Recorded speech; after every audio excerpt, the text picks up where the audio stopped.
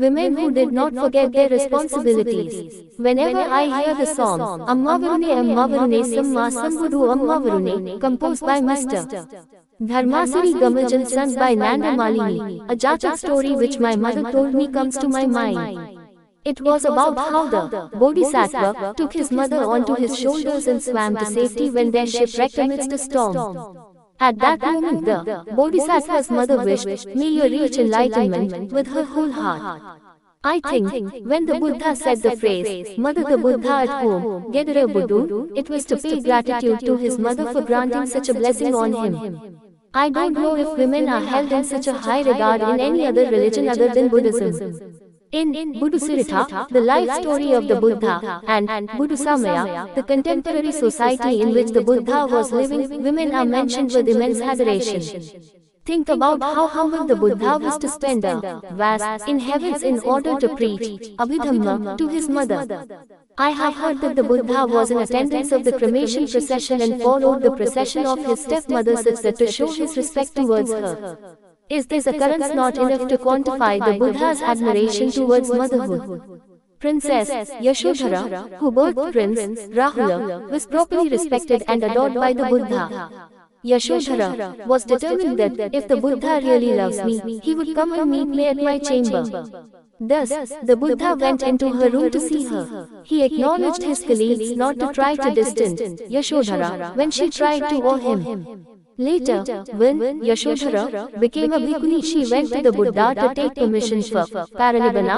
Buddha advised her, "Yashodhara, before you end your journey, perform a miracle to be commended by your devotees." This incident proves that the Buddha wanted to set a positive intention in people's mind about women and their abilities. It is a fact that women that lived in the same time as the Buddha knew that he was a young man who was holy in an extraordinary way.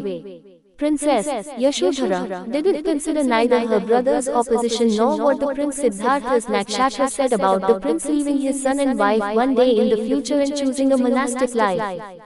Even after knowing all those things, Princess Yashodhara insisted on marrying Prince Siddhartha. She said she would never marry anyone else. It was because she knew how holy he was. One day, when Prince Siddhartha was going to the garden, a young woman named Kisabotami sang a song named Nibbuta. The song said, "Happy indeed is the mother, happy indeed is the father, happy indeed is the wife, who is a Lord so glorious." Prince Siddhartha, who was pleased by the song, sent her one of his pearl jewelries as a gift. The Bodhisattva, before the enlightenment, was offered the last meal in his monastic life by a woman when he came to Bodh Gaya. Sajata was a farmer's wife who is said to have fed Gautam Buddha a bowl of kheer, a milk rice pudding. She also wished that the Buddha's wish may be granted just like her wish of having a child was granted. The Buddha's wish was granted the same night, proving that a woman's wholehearted wish will always come true. The Buddha reached enlightenment the next dawn owing to Sajata's blessings and his mother's blessing that was given a long time ago. Is it not a miracle how this gift provided him enough strength to cultivate 49 days? It is said in the Parinibbana Sutta that just as the Buddha attained enlightenment, the Mara came to him in a friendly way and mocked the Buddha by saying, "Now that you have attained the enlightenment, you may attain Parinibbana without suffering in the life." Buddha replied saying, "It is true that I have attained enlightenment, but there are many things that should be done by me.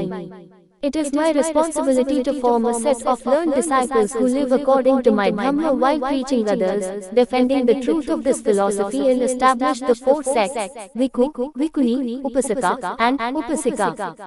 After that I will attain Parinibbana." This proves that the Buddha wanted a 50% of his followers to be women. Therefore, as women we should keep it in our minds that we have an equal right in Sasana just as men do. Since the time of the Buddha, women did not forget that it is their responsibility to uplift and take care of the Sasana. There were many other women like Sujata, Vishakha, Sumana, and Chandrapadupa who humbly helped the Buddha. Even though women had to face disparities since the old times because of some men with a patriarch mentality, they never forgot their duties and responsibilities. When allowing women to be ordinated, the Buddha hesitated because of this patriarchy that was thronging in the Bharat during the time. The Buddha let women fight and win their own rights. It is chronicled how Mahaprajapati Gautami and Yashodhara were dedicated to Sasana. This aim was achievable because of the modesty of the Buddha and Ananda Thero. We were able to protect the women's rights in Buddhism amidst all the criticism. As women, it is our responsibility to protect those rights together with the blessings and support.